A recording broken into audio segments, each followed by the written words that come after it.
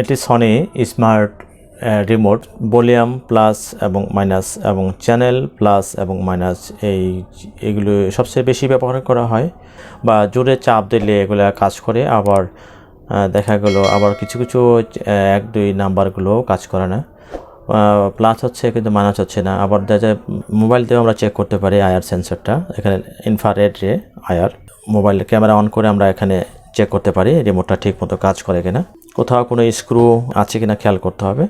এরপর আমরা পিছন দিয়ে লক সিস্টেম, ওই যে দেখা যাচ্ছে দুইটা, এই লকগুলো আমরা পিছন থেকে আস্তে করে চাপ দেব, চাপ দিলে আমরা এই লকটা খুলে যাবে।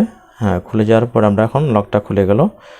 আস্তে আস্তে আমরা লকগুলো প্রেশার দিয়ে এভাবে আস্তে করে, যাতে লকগুলো না ভেঙে যায় সেভাবে আস্তে করে আমরা এটা এভাবে প্রেশার দিয়ে খুলব।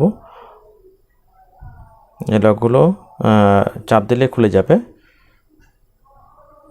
এখন হচ্ছে প্রত্যেকটা বেশিরভাগ রিমোটে হচ্ছে লক সিস্টেম রিমোট থাকে।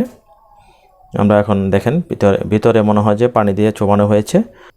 এটা আমরা পুরোটাই পানি দিয়ে আমরা পরিষ্কার করব। এটা আমরা পানি দিতে পারবো না, কারণ এটা পিসিবি, এটা আইসি আছে, স্প্রিং আছে পাশে, এগুলো আমরা পানি দিতে পারবো না, কারণ এটা পানি দিলে মরিচা পড়ে যাবে এই জিনিসগুলো। এটা আইসি। স্প্রিংটা খুলে নিয়ে আমরা হ্যান্ড ওয়াশ নিয়েছি, শ্যাম্পু নিতে পারে, এটা পানি দিয়ে একটু মিক্সচারিং করে নিব। এইটাকে ভালো করে যে ময়লাগুলো আছে সেগুলো ভালো করে আমরা এই জিনিসগুলো ব্রাশ দিয়ে সুন্দর করে ক্লিন করব। এভাবে অনেক দিন ব্যবহার করার পর এই প্রবলেমটা হবে। যদি কারো এই প্রবলেমটা হয় তাহলে আপনারা এই রিমোটগুলো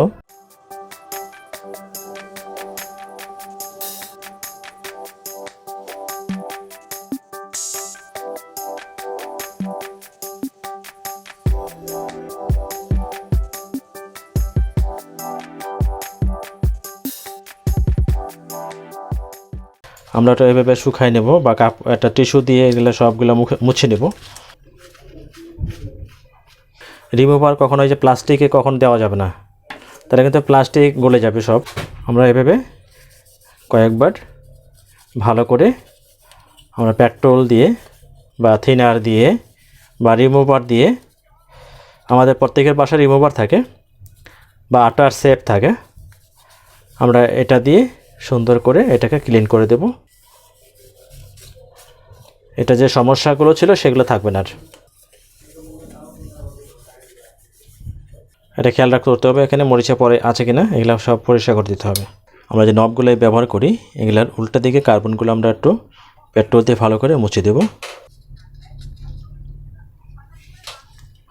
নতুনের মতো আমরা পরিষ্কার করে ফেললাম। আমরা এখন এটা ফিটিং করি।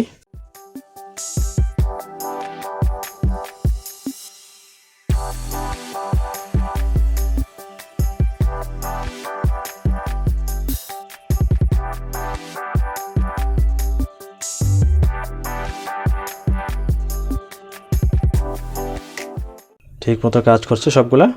এই রিমোটটি ঠিক করা হয়ে গেল। এই ভিডিওটা লাইক এবং শেয়ার এবং সাবস্ক্রাইব করে রাখবেন এবং ইজি টেক ভিশনের সাথে থাকবেন।